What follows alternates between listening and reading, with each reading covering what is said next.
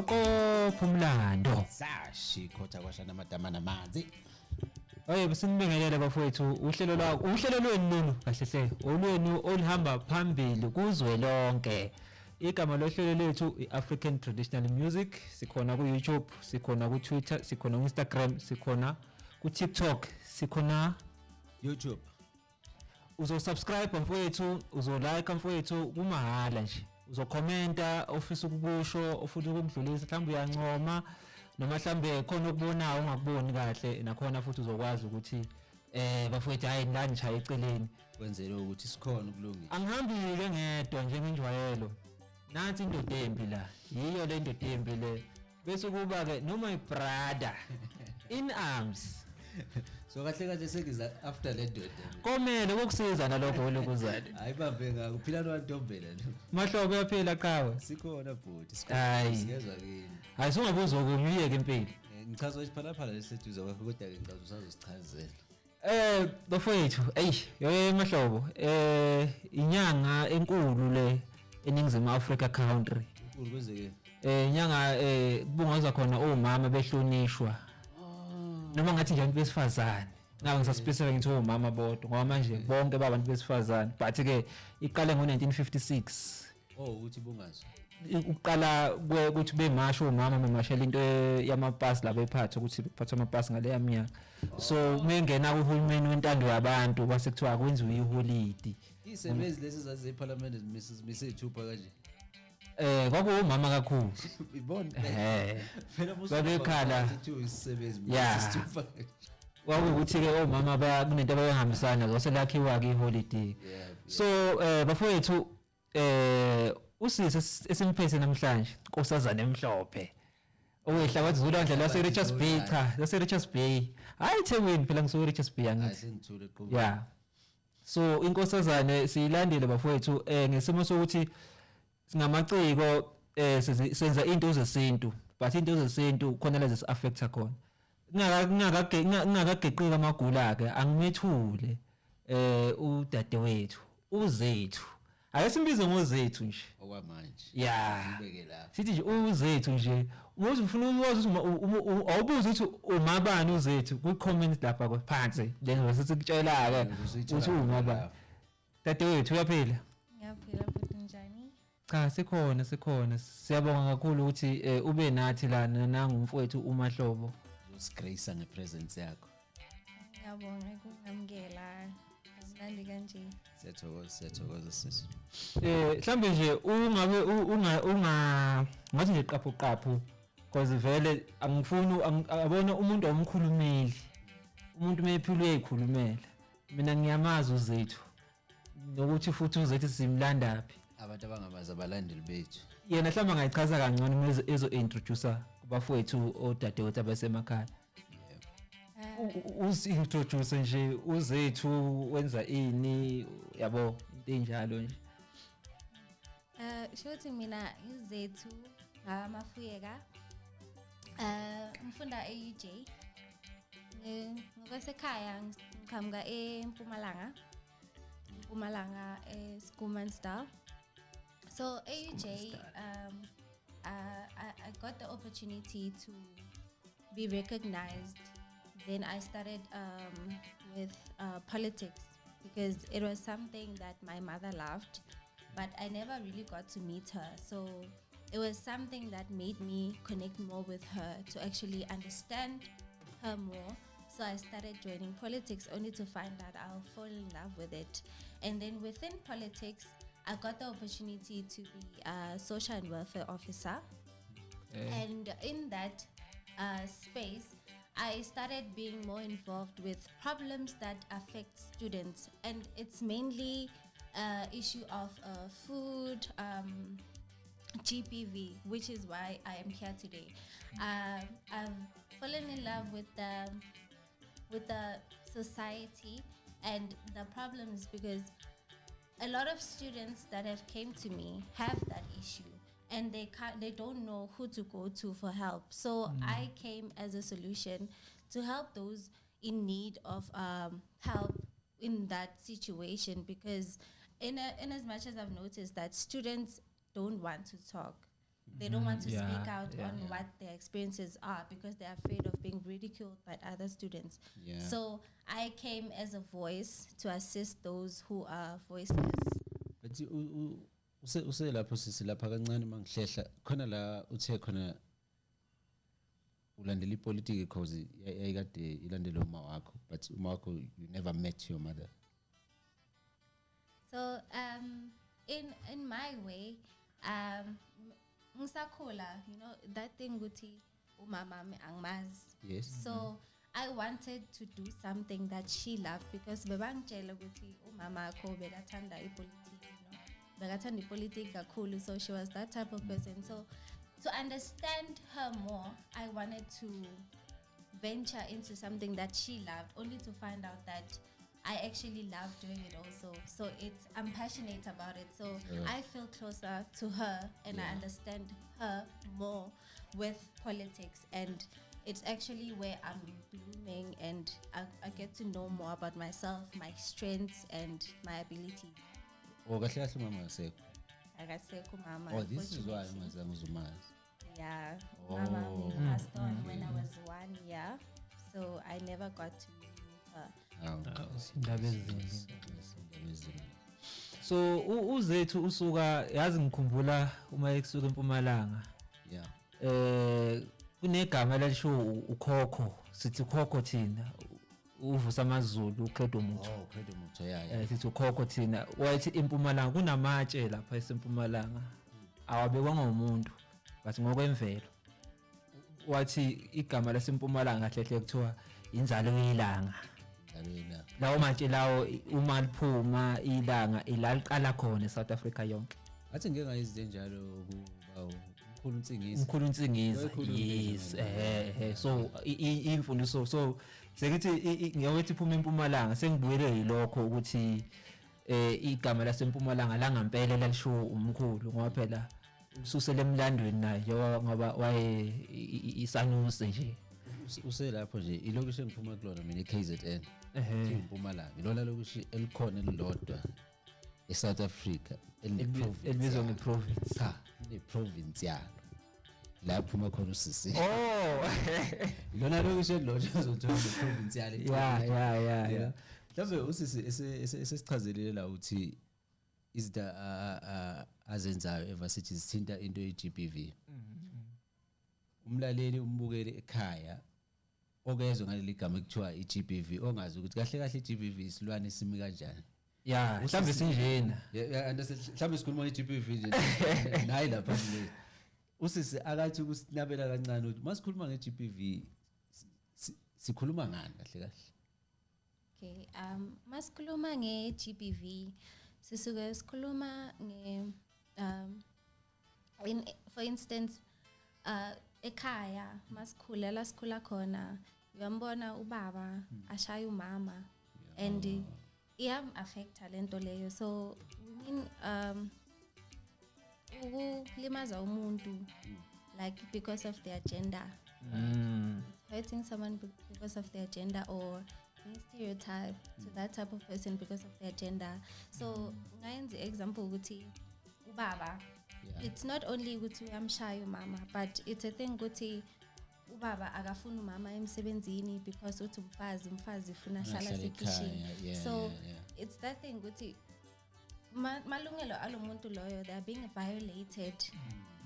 They are being violated by another person because of gender roles or because of their gender. So GBV is mainly structured in that way to say people are being violated because of their gender. You know, they're being taken advantage of because their gender is regarded as not powerful. Exactly, uGBV umele gender based violence. Usichazela ibhuti ngasekugcineni ukuthi kusho ukuthini ngesiZulu kodwa uqhubeke futhi. Wathi umoya lokho ngathi songifuna ngibotoleke. Okay, ngiyakuzwa Zethu. Enikhuluma ngento eziningi ezenzakalayo kubantu generally, like indaba nje ukukhuluma nje ngokucindezela kwamalungelo abantu besifazane. Yabo.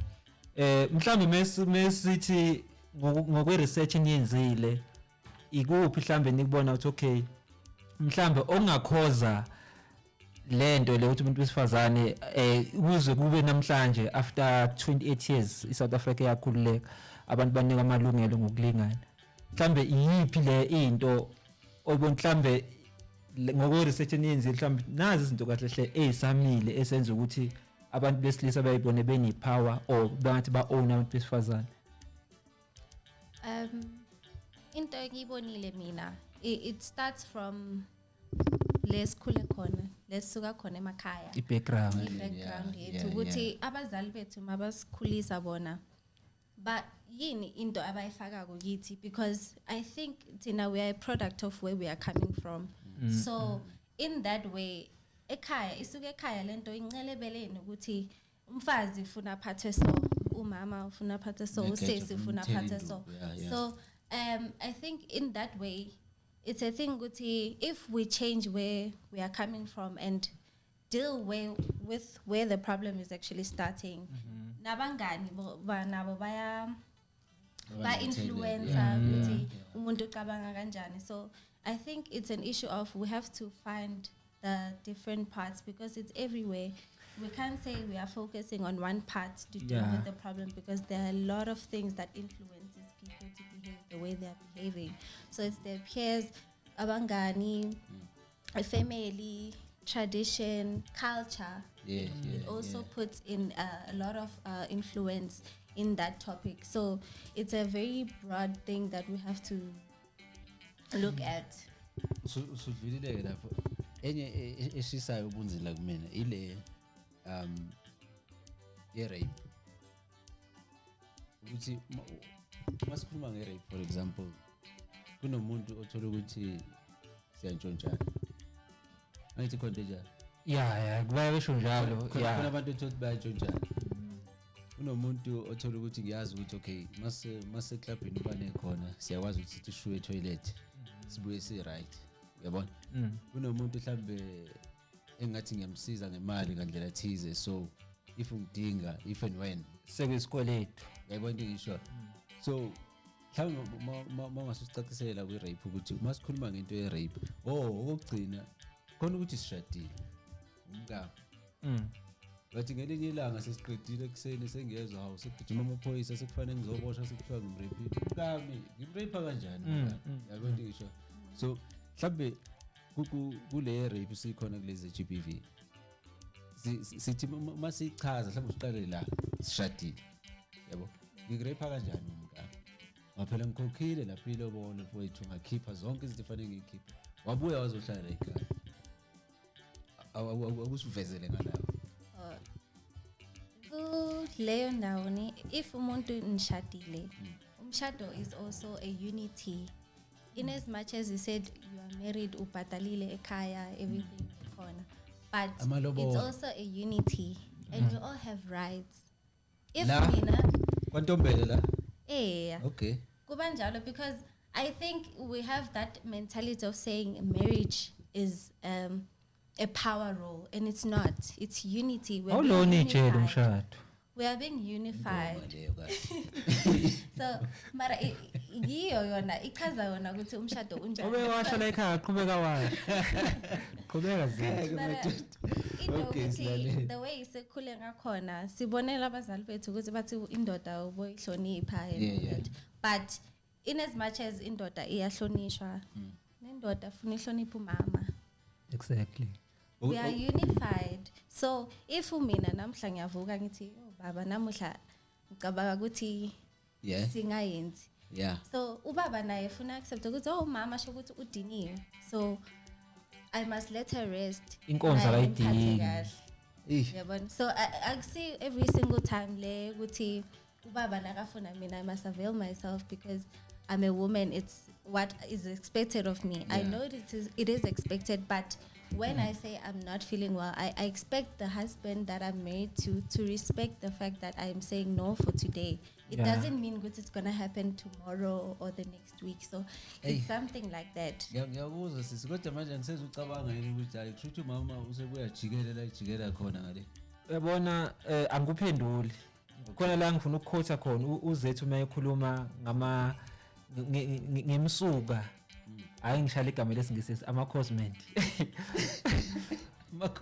ama-cosmate igama lesingisi lelo kumele ubhale phansi uma uZethu ekhuluma ukuthi lento isukaphi angithi ubalile into i-culture and tradition so wena ulapho nawe because ucabanga njengomuntu o-traditional uthi vele ngilobolile lapha so lo mama akwazi ukunqaba mangabe ngifuna lokho ngisuke ngikufuna ngiyakufuna so ngicabanga ukuthi into eyibalo uZethu yizo lezo ukuthi thina as umphakathi or abantu abakhuluma esikhathini sanamhlanje yabo sikwazi ukuvuleka umqondo especially leke ngesakhula uyabo lonto le ngoba phela into beyenzeka ngale yaminyaka levele umuntu osifana bengenamalungelo uyabo so but njengamanje angikuphenduli futhi nakhona hayi mhlawumbe kunelokhozi yeah so yabo Zethu yabona lento zo-GBV zoma-rape eSouth Africa kuwaphunya umkhankaso inhlangano eziningi section 10 o section 13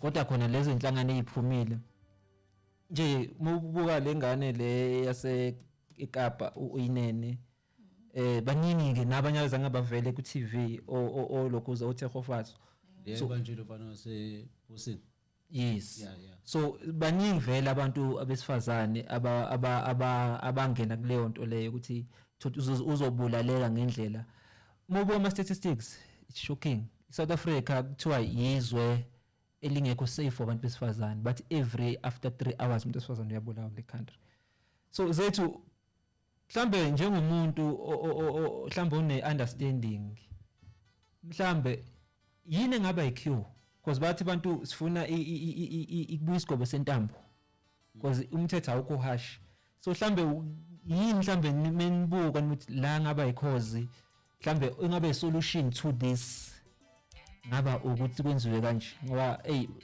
kubi so mina in my retrospect I think it's a thing ukuthi we have to educate people more. In as much as women are being abused, men are also being abused. I think we have taken a bias to say men are the problems, but we're also a problem because sometimes it might find out with a case where it comes a woman is the one that is busy abusing a guy to the point that now he actually acts out. But then when it comes out, it doesn't say the woman was abusing the guy. It says the guy was abusing the woman. So I think in that retrospect, we have to actually, as women and females, we have to fix the way we think. In as much as we want to protect women, but we must also protect men because men now. It shows Guti with the surveys, men are actually killing themselves more because they can't speak. So we need to help those men who are having problems because depression. Yes, because it starts from there, Guti. Women are so protected in this country, but men are not. So we have to teach each other to respect one another, to actually find common ground to solving problems because violence is not the only way to solve problems because tina singabafazi ngayishaya umuntu wami uthi hey wena wenza so ngimshaye and expect the man to not hit me back because if angishaya ngizothi hey uyang-abuse and when I was the one who let out the first slap. So in a way I think we have to channel women to actually respect one another. We have to treat each other different. We have to go back to families and say like this thing of power roles must be equal because in the eye of the law we are all equal. So we must also treat each other equally. We must also respect each other. We must not put a thing Guti women are just toys to be played with or models to just say when I'm ordering you to do this, but it's a thing Guti we have to be equal. If ubaba washa tindishi mina ngiyapheka, if umama washa ubaba uyaneka timbahla. So in that way we can teach each other to respect. Njalo yosho kanjena nje uma kusemnani kusasemjolweni kusekusha ziyenzeka but mase kungene ngale bafowethu ngeke asemuka asugeqa amagula uZethu sekhona la asingageqa amagula ake sinikhumbuze igama le channel lethu African Traditional Music lapha ku YouTube uzofika usubscribe bese uyalaka ama subscription bafethu amahala ntombela injalo kumahhala Yebo. akukho lutho siyashaya lapha siyalike siyashare siyasubscribe ukwazi ukusubscribe ngoba mangisabukile lapha abantu bayalike bayaviewa but ama subscriptions mancane kumahhala bafowethu nizame Mahala ukuthi lezi, nizame ukuthi ni subscribe khona ku Facebook sikhona ku Twitter sikhona ku Instagram umshaziso wayevula no TikTok njalo injalo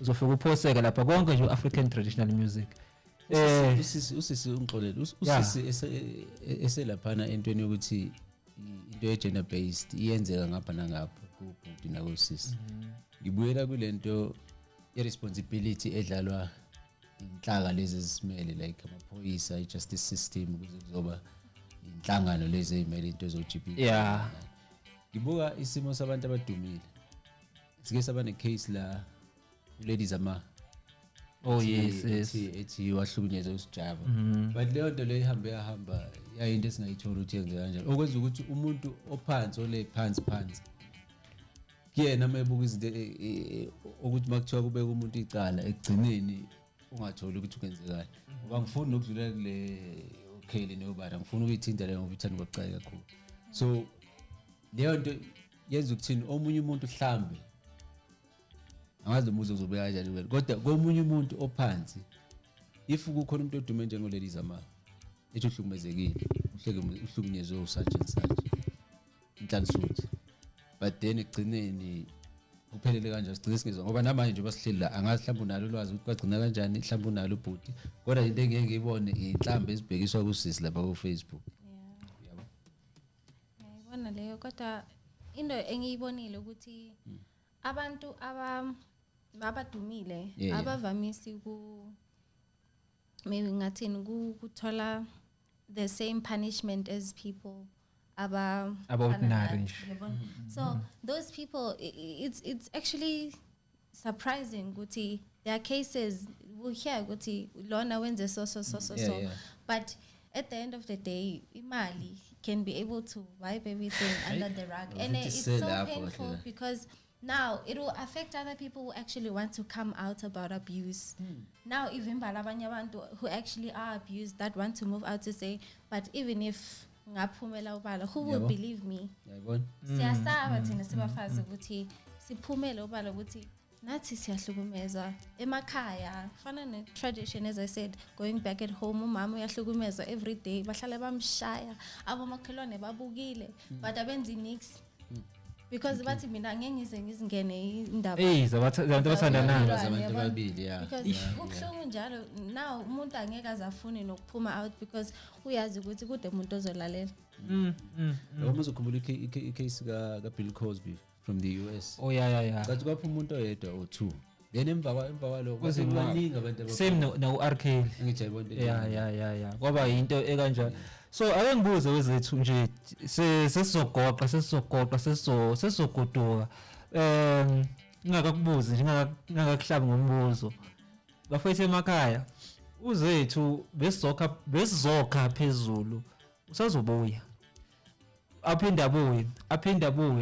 mahlobo akusiyo usimina umo hayi usazobuya ngoba ukubuya kwakhe ingoba i-topic esikhuluma ngayo izinto ezibampa eziphethe izinto eziningi so asikwazi ukuyenza ngosuku olodwa siyiqede kodwa into esokuthi sihlezi sihlahlela usuku nosuku ngoba ekhuluma ngesintu ekhuluma ngamalungelo nje siphila kumalungelo nje kuningi okuyimbangela indlela esikhuliswa ngayo emakhaya ukuthi singenza njani mhlawumbe kuzoba khona into ezingama awareness campaign bafethu emarenke bakhona bafethu abarathe emarenke abanye abenzi kahle so into enjengalezi kumele kwazi siyafundisana zona semakhaya emcimbini mhlawumbe abantu abahlala emaplazini into enjengale ngoba Zethu enye into ngikubheka ngeresearch yami umuntu mangibiza nge-keyword akuyona abuse le like kufika umlungu nje ezongibiza igama elibizwa kudala leleya angihlukumezeki mhlawumbe into zama speech akukho yini iphathi yelokhuza le yokuhlukumezeka like kungiyo iphathi yokuhlukumezeka because now if something ayikuphathi kahle emoyeni you're being abused because that thing might build up in your brain, it affects as a human being, because some of the things, it's not really always it has to be verbal, but emotionally it also affects someone. If when afika umuntu afika kuthuka lama gama layo ehlala kuwe, kufana nokumzali atshela umntana wakhe ukuthi wena useless. Oh, You build something in that child for the fact that uzokhula every day ubabami athi mina useless, so very useless. Give up, end up smoking drugs, then baphinda babuye futhi bathi hayi bakushaya, so inkinga emphakathini just because of those words that your father told you usasemncane, only to find out he didn't even mean them, just that uyakhulumisa kwata. So in as much as sikhula abazali nabo, they must find words to speak to their kids, fune bakhe abantwana babo, because what you feed your child, what you tell your child, what you do at your household, the same child will also do it ekhaya lakhe. So I urge to all parents out there to be examples for their kids. They mustn't also put up a show for us, umfundisa phakamisa isandla, only to find out ekhaya umshayo mama amkhahlele. So I think as parents really do play a role in how we turn out in the community and how we behave. So we mustn't always put a child or a teenager at fault, but we have to look at how the parents are acting. I'm not saying all parents are like that, but some of them, most of the times, the parents actually have a hand in how their children are doing. Yes. Zethu, usemncane for lolwazi ozanalo hayi kuthiwa yini ezulu fukufuku passion unogozo ugqozi yabo, mhlawumbe luqhamukaphi, ngabe ikhonto kwadlula kuyona, ngabe ikhonto kwayibona, ngabe Sakula, actually, yeah, I was also a victim of gender-based violence, and that thing actually brought up fire in me to say I was alone at the time. I didn't know who to speak to about those things. So as a child going through that, I can't even talk to my parents because abazali sinabo. Some of them. I was 15 years back in high school. I was doing grade 9. Right. So I was abused by a man, and it was so painful because nangekhaya, I can't even talk to my stepmother, I can't even talk to my dad, because who believed me? Because this guy actually took advantage of me because I was young, and we as uTekhaya, like my stepmom wasn't the best person for me. So it was really painful because I had to go through that and I had to keep quiet. Then ubone nama family gatherings, but when you say it, they say, "Hi, man, you're just lying," you know. So it was really, really hard. And then I never wanted anyone to go through what you went through, what I go through, because it's actually happening and it's real. It's happening out here. So we really have to take a stand for that and fix the way our communities are now actually normalizing abuse against women, because it is so wrong. Even in universities, people are dating people that are abusing them, that are beating them. Like when you go to talk to her and say, please report this person, they say, no, he's going to change, only to find out this guy actually ends up killing you. You know. So there was a friend of mine, I won't disclose her name. Right. She was beaten to the point that she lost her tooth. She had to go to hospital, and then she had to be induced to a coma because she was so brutally beat up to the point that she couldn't walk anymore. So she is, but she can't walk. So because this person report it's wrong. But I think uzochinja only to find out ukuthi uzoqala ukureport lekhathi sekakushaya to the point ukuthi ufuna ukubulala. So it's something that I want to urge to all females out there to open up about abuse, and also not to females alone, but to also males. Like when you feel that now I want to beat this person, just go to your friends, go to your family, seek help, because this thing will end up messing up your life. You know, anger at 2 minutes can actually destroy your whole life. Yeah. What true. is it, ukuthi uhlale nomuntu omazi for a year and then end up going to jail for that person for 25 years or for the rest of your life just because of 1 minute of anger? So I reach out to anyone who's suffering in silence, to actually open up to that friend, open up to that community leader that's there, so that you can actually get help, because there is help for you. And then we're reaching out to you to say, please open up, because what you hold inside can destroy you, has the potential to destroy you. And once you let go of that, it will actually bring something new, bring something better for yourself, you know? So that's what I've wanted to talk. I'm sorry kakhulu my sister ngisahlisa wenzekela. Yazi ezukweni ngiyabona any documentary usisi kushuthi waba victim ye rape.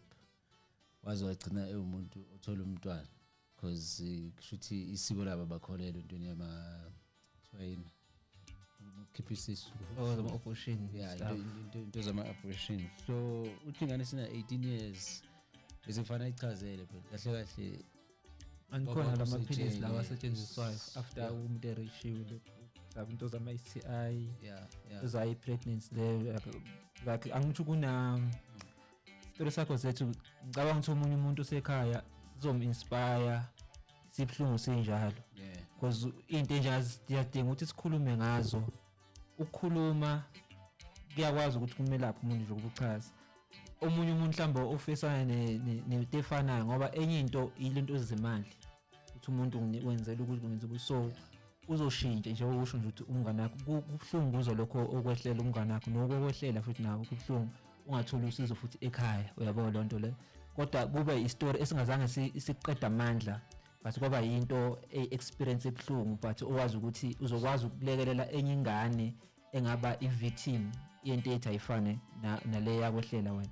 Kubuhlungu kakhulu ukuzwa lokho, sithemba ukuthi nabanye abafuthi abasemakhaya abenza nje kakhulu mfethu, omalume, obaba, whoever oyimuntu wesilisa, because mina ngizothi yes uhulumeni ngathi kubheka kakhulu abantu besifazane then abantu besilisa, kodwa ama-cases amaningi abantu besilisa abantu besifazane, yabo nalo into ye-ownership, yabo nje ukhuluma nje ama-student mangabe ublade engazange ayifake imali ka-NSFAS, ingane izophephela lapha ekhaya kusebenza umuntu iyoqala university.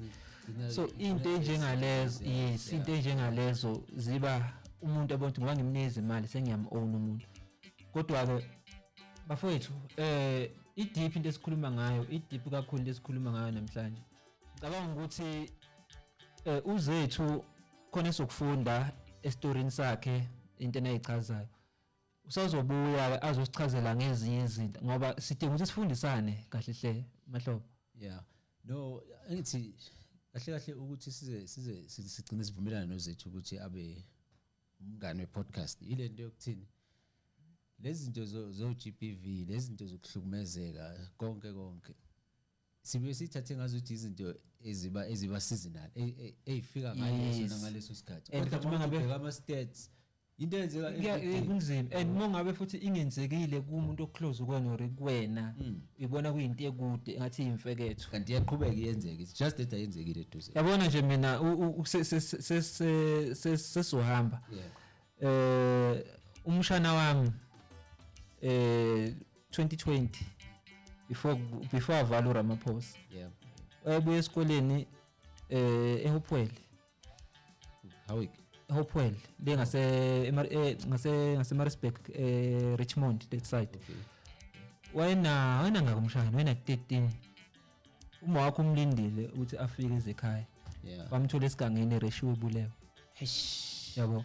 So into enjengalezo ukuthi noma kuthiwa yes abantu besebahlukumezeka, but ukubula abantu besifazane ithina kakhulu ukuthi sesikwenza kubantu besifazane, yabo.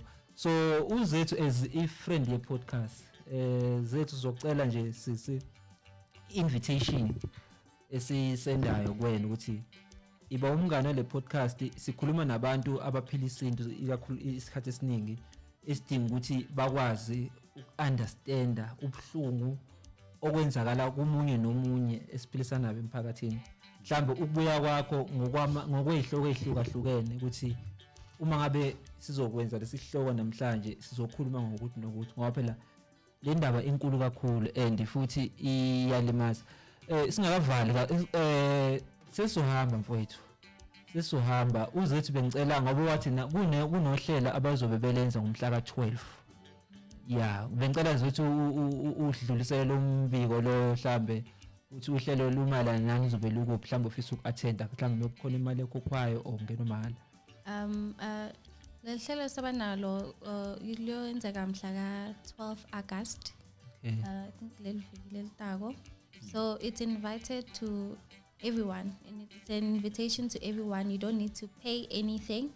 We are going to be talking about the women cremation, the suppression of women in our country.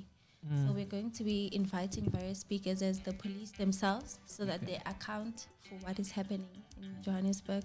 We're also bringing psychologists to assist with giving more knowledge. We're also going to be bringing a nurse that's going to be helping us with finding methods to actually use when we actually account ourselves and find ourselves being raped. Nice. So there's also methods that you can use to say, I'm going to prevent myself if this happens. So we're going to be doing that. And we're also going to be talking about contraceptives and all that. So everyone is invited. There's no need to pay. Refreshments are also going to be there because I know people love food. Everyone is invited. So I'll share the poster. Okay. Are you number something or you can call me directly on 064-806-9506.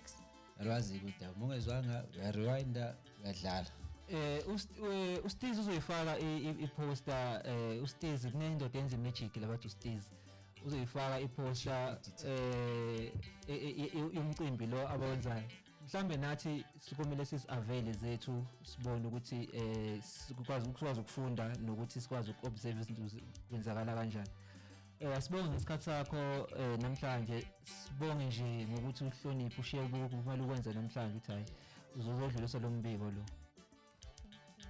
sithike danki siyabonga danko si African traditional music sithi nje ku-YouTube ku-Facebook ku-Twitter Instagram TikTok sikhona ndawo zonke uyasubscribe uyalike uyakhomenta ngoMaqhawe wakayiqubu uPhilani kwamantombazane sesihembe bafowethu danki siyabonga